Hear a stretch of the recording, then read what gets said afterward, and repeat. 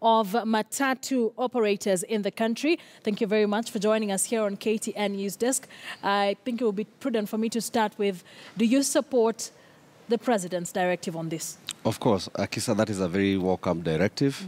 And we really say that the President has whipped where it deserves. Because that's a recommendation that we did in 2011 when we found NTSA was not supposed to be an enforcer of traffic laws. But what they did, they took the police responsibility, and this directive is coming at the right time. Yeah. Is it that NTSA was too harsh? How do you compare how they treat matatu operators and even other public service vehicles on the roads as compared to traffic police officers? The only problem that NTSA did was that it was not involving the stakeholders. If at all there are any policies that are supposed to be taking place, NTSA is supposed to go to the actual stakeholders who are matatu owners, the drivers, and the conductors. But what used to happen is that they used to come with their own issues, policy guidelines that were never put to the public, at least to say that this is right, this is wrong. And what happened is that whenever they were coming with those policies, they were not supposed to, they can't be put on the ground. For instance, you're talking about even night banning of matatus overnight. The country is a 24-hour economy. Take, for instance, where I come from, Nyeri to Nairobi.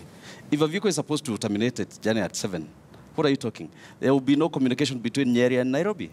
It's only a distance of 1 hour. Look at it when you're talking about one vehicle is having an accident or is causing an accident. You banish the entire fleet. That is wrong. For instance, Mariba, yes, one raw character did an accident or did commit an offense, but you banish the entire fleet of over 30, 40 vehicles. But if at all they say, let the police do its work, if at all the police find the person to be liable to that offense, they're taken to book. But of course, NTSA was assuming the role of a policy implementer. That thing cannot be possible. It is not possible. You can't bake your cake and eat it whole. So for you, as the matatu operators, it is the fact that they have not been involving you as key stakeholders in this particular sector? They haven't. Then do you think lives would be easier for you now that they have been asked to get off the roads? No, that is because good. there are also other challenges that come with traffic police officers on the roads that we cannot shy away from. Of course, what you are saying, that it doesn't mean that the police are the one that are going to be the agents. But what happens at times is the police usually talk to us whenever issues are there. But of course, now when NTSA was created in the year 2010 to 11, what happened? They took the entire role. The police and the NTSA used to conflict a lot. I remember during its formative stages, we used to have meetings, tete-a-tete. But at least along the way, they just disappeared. And you find from NTSA, all directives are coming as directives. Not minding that the government does not invest in transport. It is we, the private stakeholders, who have put monies on the road. But of course, when you're coming, being told that you have to do this, they're not even asking you, what are the consequences of having this issue? And that's where the problem was. Look also at this issue of even in terms of having who to do what.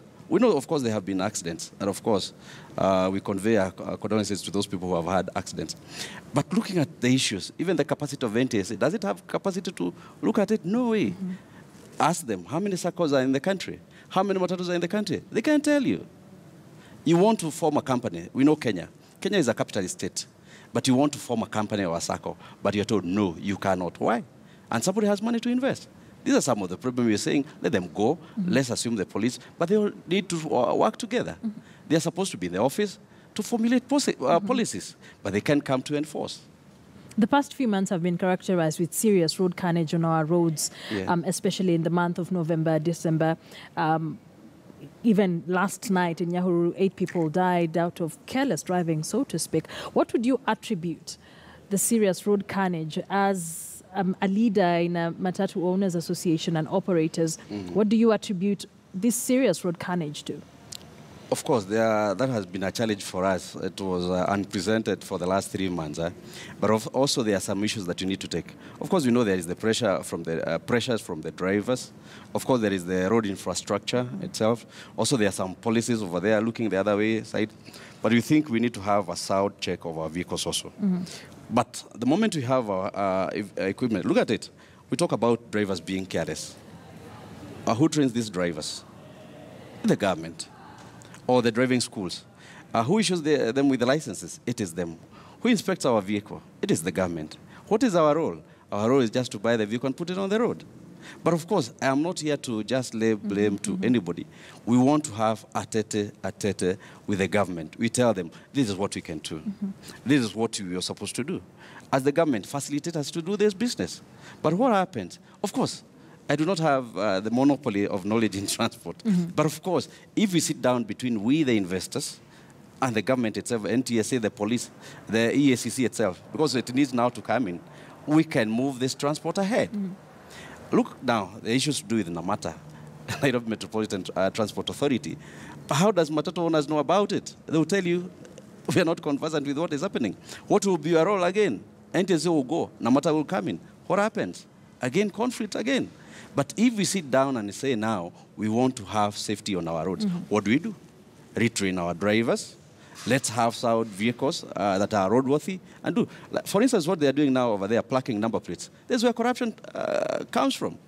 The moment you keep on plucking that number plate, taking it back to your vehicle, you're not going to spend less than 30, 50,000. Are you going to repair that vehicle the moment you pay the amount? No way. These are some of the challenges that now we want to address. Look at another time, 2 years ago. NTSA wanted us not to have carriers on our vehicles. But if you're going to Machakos over here, you need passengers to have their wares. When you're going to Western, I've heard you talk about your home, you need at least to carry your belongings. Yes. But you're told, no, you can't use it on our matatus. Where do you find it? Look at the banks also. They're pushing us. We pay for them. We pay to them our loans. But now NTSA comes with a policy, don't go at night. Will it work? Will it work? It can't work. And these are the issues now we say, let's come together and work together and have these solutions. So as we go forward, what do you really expect to see especially in the transport sector in the country, the public bit of it? Number one, what you're saying is, I can see some light at the end of the channel. Because NTSA has been gotten off the roads? Of course, that is number one, because it has been our expectation that it was even long overdue. But what we want to do is, how can we work together? Of course, the road accident doesn't mean that they are going to reduce, but they are going to reduce. As matatu operators, we are going to address this issue. We want to partner with the government. We want to tell them, Chejia. Because, of course, we have had sessions with the minister, from the county governments. Nobody listens. But it took the whip of the president yesterday, and we said, heck up, Bwana Rais, because now we are seeing people are going to listen to us. But now, when you look at these middle logos across the country, we as even matatu operators have even given some speed cameras. We have speed governors. But who checks them? Nobody. They look the other way around. But these are the issues that you are saying, now we need to reduce these road accidents. We are going to have vehicles that are okay. We have communication with the NTSA, other stakeholders, and we have a clear chart ahead.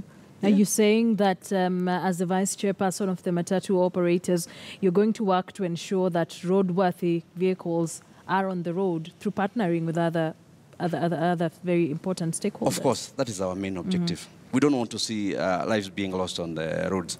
We want to ensure there is sanity on the roads. We want to see that we have roadworthy vehicles on the road. We want to ensure that we comply with all rules, and we want the support of the government. And today for us, as the dual-carriage sector, we are ready to move ahead. Look also at the NTSA again. They're talking about the body standards. Who builds these body standards? It's ourselves. The government does not build vehicles. So what they're supposed to do is they are supposed to get views from the guys who are producing this. And also one point that people ought to know in the matatu sector is we do not have a training institution for our drivers. But if you go to airplanes or the pilots over there, we have the Kenya Civil Aviation. We have for the ship or the melis, we have Kenya Ferry over there. Badari School. When we want to come with railways, we have Kenya Railways Training School. What about for drivers in Kenya, matatu drivers? They're not there. So these are some of the things that we want the government to take into consideration, and we are ready to offer our advice to them, and we are ready to work to see that we reduce the road clashes. We want to go the Denmark way. There are 0 clashes. You find even in an entire year in those Nordic countries, you only get 2 vehicles. We also want to reduce this corruption. Not meaning that now that the NTSA has gone, that you have gone to the police, that you're going to have vigils. But we want to see how best we can work together. Because if there is no synergy, things will go again as issue. Because it will be sort of a cat and mouse game. But we want to work together. And I know, and I'm optimistic, that we're going to reduce the road clashes in this country. All right. Thank you very much for joining us here on KTN News Desk. That is Wambugu Kanoru. He's the vice chairperson of the Association of Matatu Operators. Just getting different views on what some of the associations say or think about the president's directive banning, so to speak, the NTSA from the roads and leaving the job to the traffic police officers. And of course, once again, thank you very much for joining us. In a short while, Moses Wahisi will be joining us with the sports news to just tell us what really is making headlines